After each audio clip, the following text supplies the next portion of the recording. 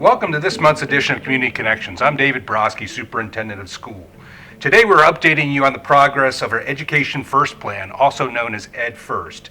It was a year ago, last month, that Clay County voters to approve a half-cent sales tax to update our existing facilities and our building of new schools.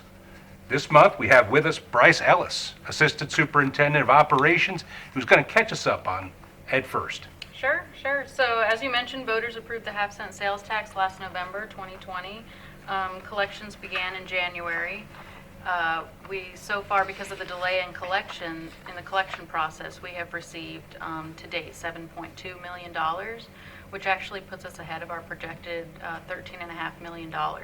So we're looking at a little over $14 million for the entire first year of EdFIRST, which is great news. We do have a Citizens Advisory Committee that will validate the spending on those projects to make sure that it's in line with the referendum language and that it is what the voters approved. We have had 2 meetings so far, and those meetings have kind of been a setup of the committee and how we're going to communicate to them and the community on the projects and the spending. Our next meeting is October 26th. And we also have all that information on our website on oneclay.net on the EdFIRST tab.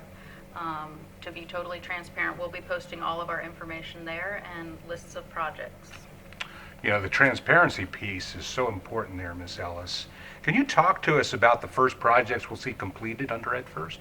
Sure. So we talked about from the beginning of starting this EdFIRST journey that the first projects weren't going to be any of the glamorous projects. We have several HVAC and roofing projects across the county at most of our schools. So right away we have 15 schools on the list to have HVAC replacements, and Middleburg High School is actually our largest roof in the district. It's almost 6 acres, and that needs to be replaced, which is about $2 million for that replacement. So that's a big chunk of change when you're talking about $14 million for all the projects. And then we do have some restroom renovations on there as well.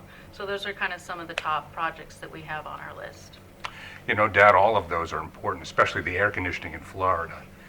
Can you talk to us about what this means for Clay County? You've been in our operation department for a number of years, and so you see things change over the years. Just tell us from your perspective, what does this mean for Clay County? Sure. So I'm incredibly proud of the voters for voting for this.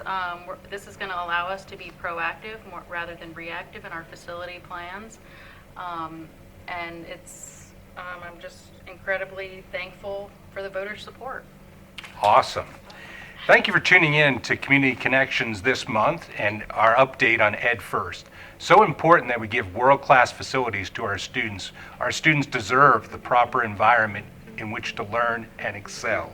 Just remember, one team, one goal, one Clay. Thank you. I hope everybody has a great month.